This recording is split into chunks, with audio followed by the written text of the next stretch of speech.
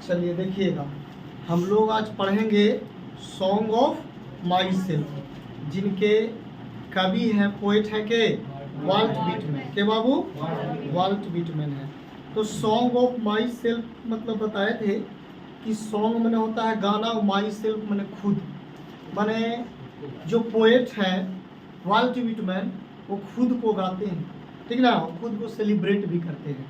तो हम बता चुके थे कि ये सिविल वार जब अमेरिका में हो रहा था, द वाइट और द नेग्रोज मैंने गोरे लोगों और काले लोगों के बीच जब हो रहा था, तो ये उसी के दौरान ये कौचित है, सिविल वार के दौरान ये जो है वॉलेंटियर का काम किए थे। कौन? वाल्ट विटमैन, ठीक ना। तो एकरा में जो है उसी के आधार पर वाल्ट विटमैन जो है, जब सब लोग एक होकर के मिल गए सब वहाँ में, कहाँ में, अमेरिका में, तो खुद को ये अपने आप को जश्न भी मनाते हैं और लोगों को आगाह भी करते हैं। जो भी अपने देश में पैदा होता है, अपने देश के बारे में सच्ची बोलता है, वो भी इसमें बताए हैं। तो देखिएगा, चलो लाइन बाय लाइन हम लोग देखेंगे, सब अपना अपना बुक निकाल लीजिए। देखिएगा, I celebrate my self and Singh my self. देखिए, आई माने मैं होता है, सेलिब्रेट माने जश्न, और माई सेल्फ मैंने कहता है कि मैं खुद को जश्न मना लेता हूँ, एंड सिंग माई सेल्फ और मैं खुद को गा लेता हूँ, ठीक ना। आई सेलिब्रेट, सेलिब्रेट माने क्या होता है, जश्न मनाना, कहता है कि सेलिब्रेट फॉर जो भी है सेलिब्रेट कर रहे हैं, तो सेलिब्रेट माने जश्न मनाना होता है। तो आई माने मैं, सेलिब्रेट माने जश्न, और माई सेल्फ माने खुद को, एंड सिंग माई सेल्फ और मैं खुद को गा लेता हूँ। इसमें कोई दिक्कत है? I celebrate my self and Singh my self, मैं खुद को जश्न मना लेता हूँ और मैं खुद को गा लेता हूँ। And what I assume you shall assume, and माने और, वाट माने क्या, ठीक ना, आई माने मैं, एजूम, एजूम माने होता है मानना, ठीक ना। एजूम माने क्या होता है बाबू, मानना होता है। तो कहते हैं कि आई एजूम, मैं जो मानता हूँ, यू शैल एजूम, वो तुम भी मानते हो। माने कवि जो है वो, देखिएगा पहले पूरा लाइन समझिएगा, I celebrate my self and Singh my self, कहते हैं कि मैं खुद को गा लेता हूँ और मैं खुद को जश्न मना लेता हूँ।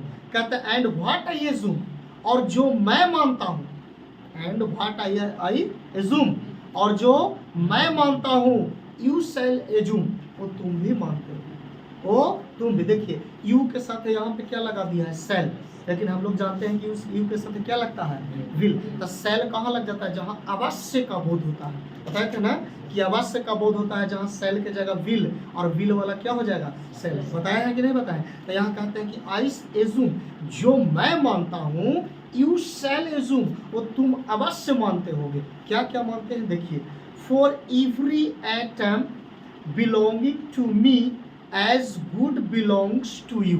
सुनिएगा, फॉर एवरी एटम, एवरी माने पूरा, एटम माने परमाणु, कहते हैं for every atom belonging to me, कहते हैं कि जिन अणु परमाणुओं से मेरा शरीर बना है, कहते हैं कि to me as good belonging to you, कहता है कि जिन अणु परमाणुओं से, कहता है कि जो मेरा शरीर बना है और बिलोंगिंग टू, वो भी तुम्हारे वही अणु परमाणुओं से बना है ना। जैसे हम लोग जानते हैं कि, आप लोग जानते हैं ना कि क्षिति जल गगन पावक समीरा, पंच तत्व आदम शरीर है ना। शरीर जो है 5 तत्वों से मिल करके बनता है।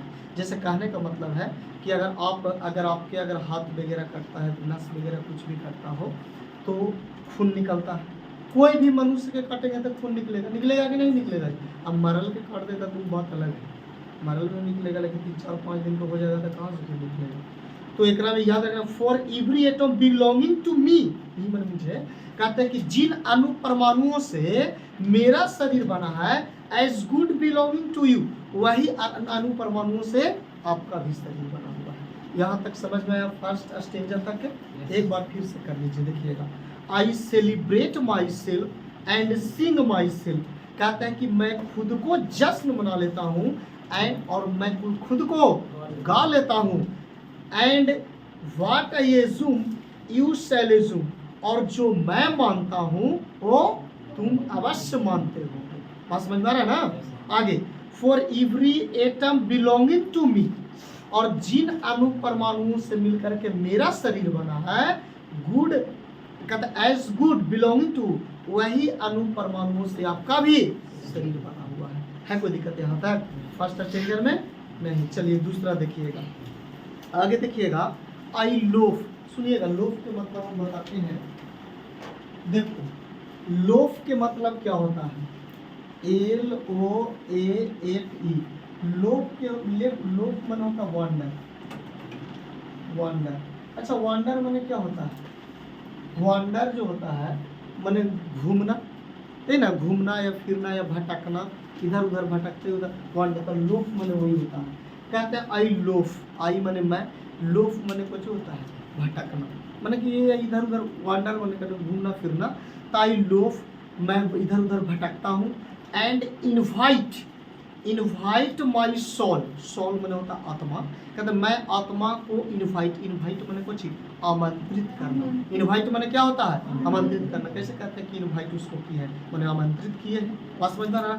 तो आई लोफ कहते हैं कि मैं इधर उधर भटकता हूँ, मैं घूमता हूँ, एंड और इनवाइट माई सोल, और मैं अपनी आत्मा को कुछ करता हूँ इनवाइट करता हूँ, इनवाइट माने आमंत्रित करना। आगे आई लीन, लीन माने क्या होता है आराम करना, देखिए लीन है ना, LEAN, लीन माने क्या होता है बाबू आराम करना।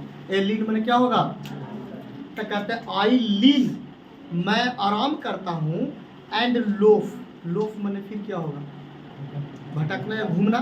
कहते हैं कि मैं आराम करता हूँ और इधर उधर घूमता हूँ, एट टिक लगा लीजिएगा, at my ease observing a spear of summer grass. ये लाइन कई बार आ गया है परीक्षा में, ठीक ना, अब पूछ चुका है कि बताइए इनके पोएट कौन है, मैंने कवि के हैं वाल्ट विटमैन, चाहे पूछ देगा इसमें से कि बताइए कौन पोएम से लिया गया है, सॉन्ग ऑफ माई सेल्फ से। तो कहते हैं आई लीन, कहते हैं कि मैं लीन होकर के मैं आराम करता हूँ, एंड लोफ और मैं इधर उधर भटकता हूँ, at my ease observing a spear of summer grass. Summer माने होता है गर्मी, अब ग्रास माने क्या होता है घास, या ग्रीष्म ऋतु का घास बोल सकते हैं। समर ग्रास माने ग्रीष्म ऋतु के जो घास है उसका स्पीयर को मैं ऑब्जर्व माने देखना। स्पीयर माने क्या होता है पहले देखिएगा, किताब में ध्यान दीजिएगा। स्पीयर जानते हैं नुकीला भाग, दुबिया घास देखा है, दुबिया घास उसको देखेगा ना दूब घास के, तब पूरा इससे एकदम घास पूरा नुकीला रहेगा कि नहीं। अच्छा उस पर हाथ वगैरह करते हैं तो एकदम अच्छा गड़ाने में उसको अच्छा लगता है, अगर देखिएगा फील्ड वगैरह में होता है। और ये ग्रीष्म ऋतु यानी बरसात वाला थोड़ा सा दिन में जब बरसात आता है तो दिखता है कितना घास निकल जाता है, और पूरा दूब घास जहाँ ढेर बनी रहेगा पता चलता है सब एक लाइन में उगा हुआ रहता है, तो उसका नुकीला भाग ऊपर घास नहीं रहता है, घास का ऊपर एकदम नुकीला भाग, तो वही कहता है ऑब्जर्विंग माने कि मैं ध्यान पूर्वक से मैं ऑब्जर्व करता हूँ, मैं देखता हूँ स्पीयर उस नुकीले भाग को केकर, तो कहते समर ग्रास मैंने कहते हैं कि ग्रीष्म ऋतु के जो घास होते हैं उसके मैं स्पीयर को नुकीला भाग को देखने का मतलब इनका कहने का अर्थ क्या है। देखिए कहने का अर्थ है कि जिस तरह से दूब घास कैसे उसका नुकीला भाग एक रहता है, पता कभी चलता है, पता नहीं चलेगा कि कौन एक में से है कौन नहीं, सब एक के नियन लगता है। उसी प्रकार से इनको कहने का मतलब है कि जितने भी पृथ्वी पर मनुष्य हैं, जैसे अमेरिका में कैसे हो रहा था, सिविल वॉर हो रहा था कि नहीं हो रहा था, तो उसी को उदाहरण देकर के वो समझाना चाहते हैं कि सब क्या है यहाँ एक है, चाहे वो व्हाइट लोग हो चाहे नेग्रो लोग हो, माने गोरे लोग हो या काले लोग हो। तो कहते हैं आई लीव मैं आराम करता हूँ, एंड लोव और मैं इधर उधर भटकता हूँ, एंड कहते हैं my ease observing a spear of summer grass, कहते हैं कि मैं समर ग्रास के, मैं ग्रीष्म ऋतु के घास के मैं स्पीयर को कुछ करता हूँ, ऑब्जर्व करता हूँ, मैं देखता हूँ। कहते हैं आगे देखिएगा कभी फिर क्या बोलते हैं, my tongue every atom of my blood from this soil this air. आगे देखिएगा फिर कहते हैं born here of parents, born here from parents the same and their parents the same. सुनिएगा यहाँ पे कनेक्शन को बात किया गया है। कहते हैं माई टंग, माई माने मेरा, टंग माने क्या होता है जीभ, टंग माने क्या होता है जीभ, माई टंग मेरे जीभ, एवरी एटम, कहते हैं जितने एटम, जितने परमाणु है, ऑफ माई ब्लड, मेरे खून के एक एक कतरा। मैंने कहने का मतलब है कि माई, देखिए कहते हैं every atom of my blood, मैंने कहते हैं कि मेरे खून का एक एक कतरा, कहते हैं कि जिन अणु परमाणुओं से बना है, चाहे वो मेरा जीव हो और खून का एक एक मैंने कतरा हो, फ्रॉम दिस सॉल, वो यहीं के मिट्टी से बना है। कहाँ के मिट्टी से बना है? अमेरिका के। कहाँ के?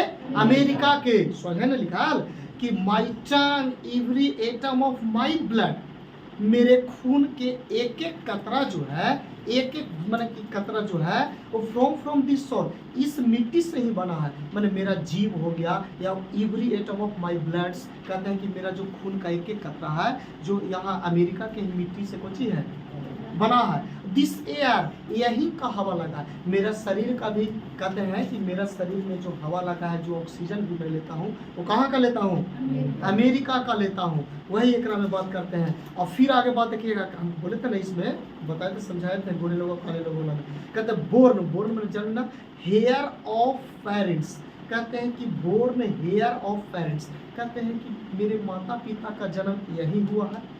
Born here from parents the same, और उनके माता पिता का भी जन्म यही हुआ है। फिर कहते हैं एंड, और देयर पेरेंट्स द सेम, और उनके माता पिता का भी जन्म यही हुआ है। कै पीढ़ी ले चल दिए?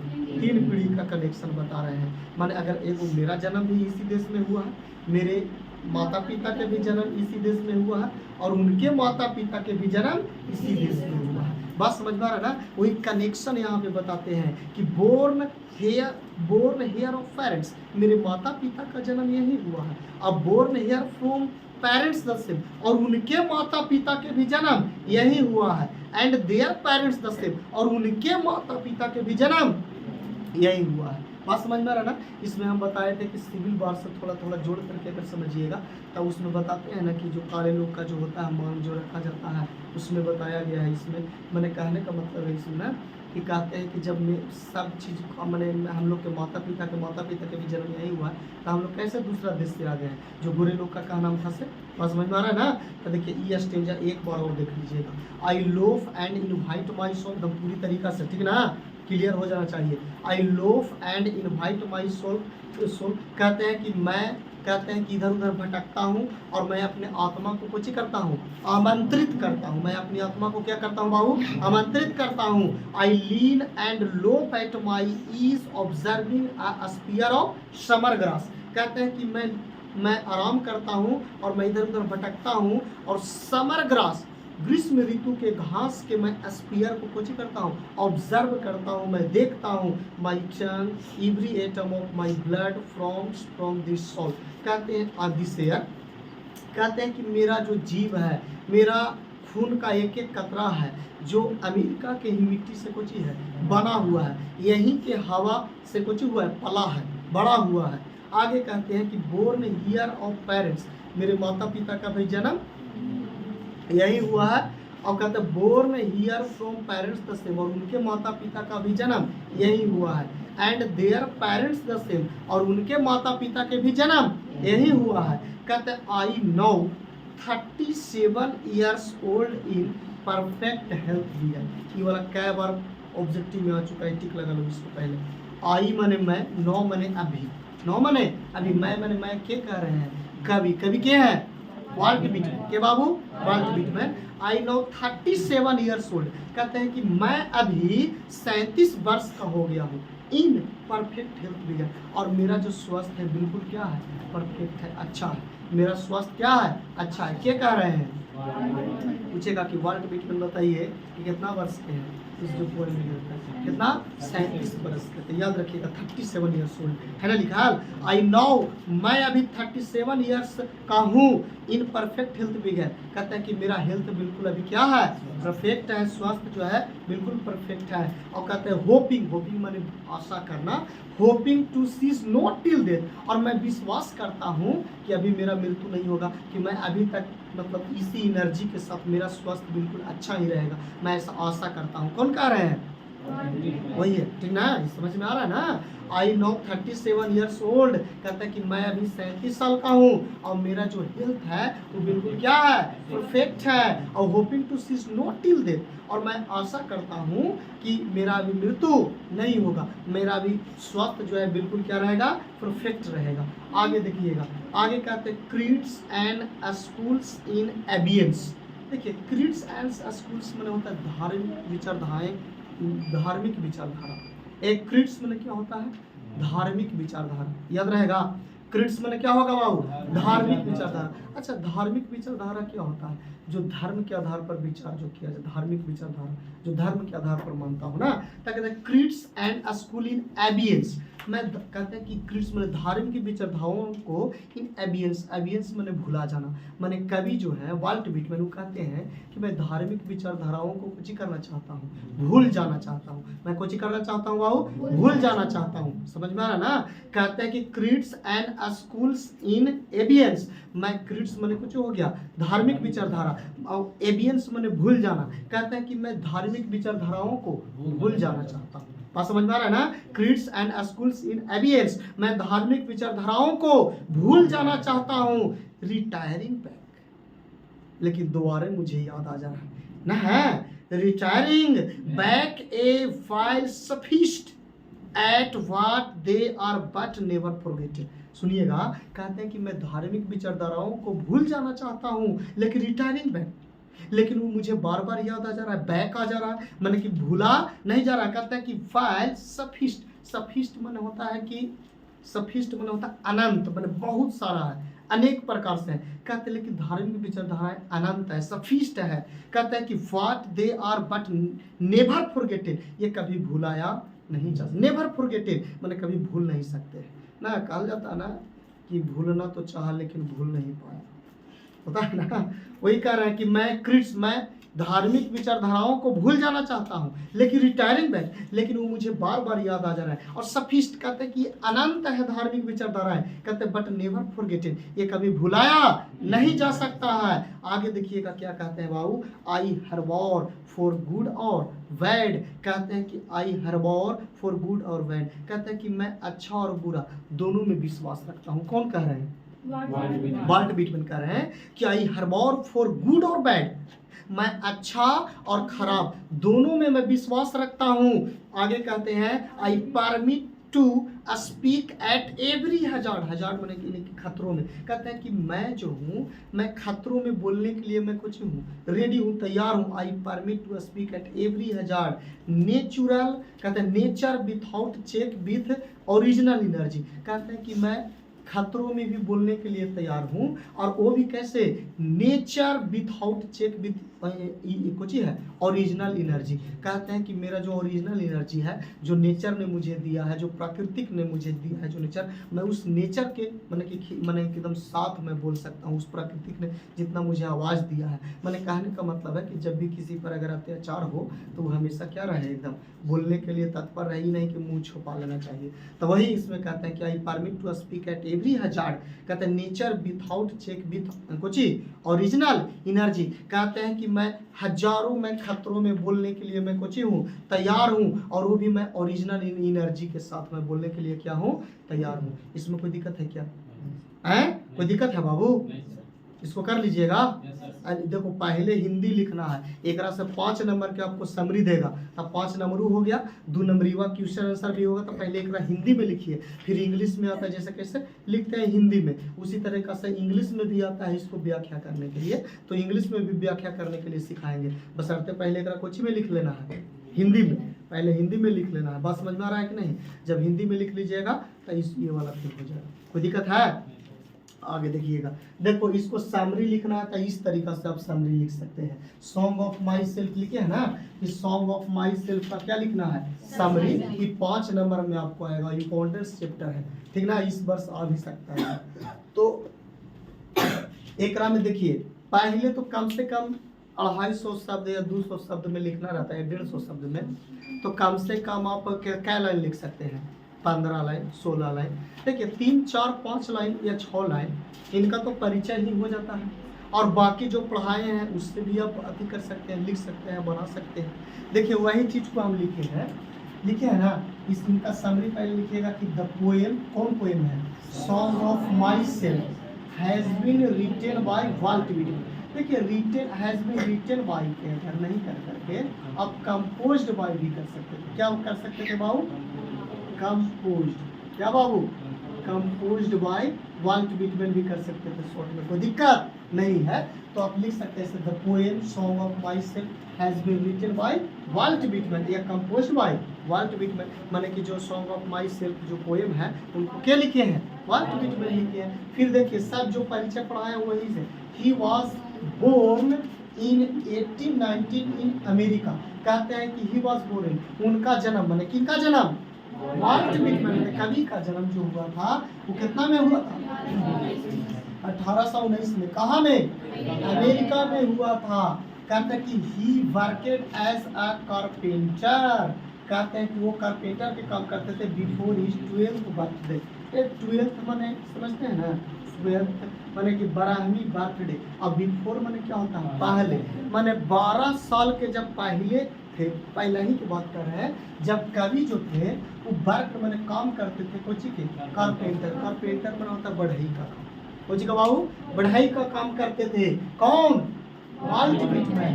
कहते हैं कि ही एल्सो वर्केड, और वह हमेशा कुछ काम करते थे। तो कारपेंटर, देखिए कारपेंटर प्रिंटर का भी काम करते थे, कुछ के प्रिंटर का, एंड टीचर एंड कोची एडिटर का भी काम किए हैं के Walt Whitman. His importance work, और उनका जो है सबसे महत्वपूर्ण वर्क जो है लिखा हुआ है कोची है, लिव्स ऑफ ग्रास। ये एकदम ऑब्जेक्टिव में निश्चित पूछेगा कि लिव्स ऑफ ग्रास किनका लिखा हुआ है, वाल्ट व्हिटमैन। अच्छा लिव्स ऑफ ग्रास है क्या, तो एक कलेक्शन ऑफ पोएट्री, कविताओं का क्या है संग्रह। फर्स्ट एडिशन कब हुआ था ये इसका, 1855 में। तब क्या वो 12 गो पोएम्स था इसमें, लेकिन जब लास्ट एडिशन हुआ था कितना में हुआ था जी, 1866 में, 92 में हुआ था, लास्ट में ना, डेथ के बाद ये रिलीज हुआ था। तो 1892 में जब हुआ था तो उसमें 400 पोएम आ गया था। याद रखिएगा ये ऑब्जेक्टिव। आगे देखिएगा, आगे देखना, इन दिस पोएम। अब देखिए परिचय हो गया, और भी परिचय में लिख सकते थे, लेकिन अब परिचय हो गया तब आ जाते हैं डायरेक्ट पोएम। बस समझ में आ रहा ना। इन दिस पोएम, इस कहते हैं कि कविता में, द पोएट माने कवि जो है, इंजॉय हिमसेल्फ माने खुद, वो खुद को इंजॉय करते हैं, आनंद लेते हैं, and sings for the self, और वो खुद को गाते हैं। यही ना था जी, वो खुद को इंजॉय करते हैं और खुद को गाते हैं। ही सीज, वह देखते हैं, हिमसेल्फ इन अदर्स, वो अपने में एक दूसरे को देखते हैं। बस समझ में ना, अपने अपने मगन रहते हैं कि I celebrate my self and Singh my self, बताया ना। आगे ही सेज, वह कहते हैं दैट कि व्हाट ही एज्यूम, जो मैं मानता हूँ, वह कहते हैं कि जो मैं मानता हूँ, should be assumed by all, वो सभी लोग मानते हैं, ओ सभी लोग मानते हैं। बिकॉज, क्योंकि एवरी एटम ऑफ ब्लड, क्योंकि जिन कहते हैं कि जिन परमाणु, जिन ब्लड का जो मेरा, जिन परमाणु से जो मेरा ब्लड बना है, is the same in all human beings, वो पूरे मनुष्य के, ह्यूमन बींग्स जितने मनुष्य है उस सब खुद बना होगा वही अणु परमाणु से। बस समझ में आ रहा है कि नहीं। फिर लास्ट में कहते हैं ही सेज, वह कहते हैं ही इज 37 ईयर्स ओल्ड, वो क्या बरस के ओल्ड हो गया है, 37 बरस के, एंड और ही इज हेल्थी, वह हेल्थी है, अभी उनका पर जो हेल्थ है वो परफेक्ट है, बताएगा ना। एंड होप्स, और वो आशा करते हैं कि टू रिमेन हेल्थी टिल, कहते हैं कि डेथ, और कहते हैं कि हो सकता है कि मैं अभी मेरा मृत्यु ना हो और मैं अभी तक मैं ये इसी तरीक़ा से जश्न कुछ करता रहूँ, मनाता ही रहूँ। ही ऑलवेज, वह हमेशा कीप्स फीलिंग्स, और कहते हैं थॉट्स, वह हमेशा अपने फीलिंग्स और thoughts and mind for good और बैड, वो कहते हैं कि दोनों में विश्वास रखते हैं, अच्छा में भी और दोनों में भी बोलने के लिए तैयार है। कहते हैं कि he is ready for every hazard, और वह हमेशा कहते हैं कि बुरे वक्त में बोलने के लिए तब कुछ तैयार है। इन हिज लाइफ, वो अपने कुछ में जीवन में कहते हैं। देखिए बाबू, ऐसे लिखिएगा या जैसे आपको मन होगा उस तरीके से ट्रांसलेशन करके अपने से भी लिख सकते हैं। और जो परीक्षा में अपने से लिखिएगा वही आपका कुछ ही देगा, नंबर देगा बढ़िया से, और नहीं तो नंबर नहीं देगा। इसका ऑब्जेक्टिव है तो ऑब्जेक्टिव आप देख लीजिएगा, किताब से हम भी बता देंगे लास्ट में। तो इतना तक समझ में आना।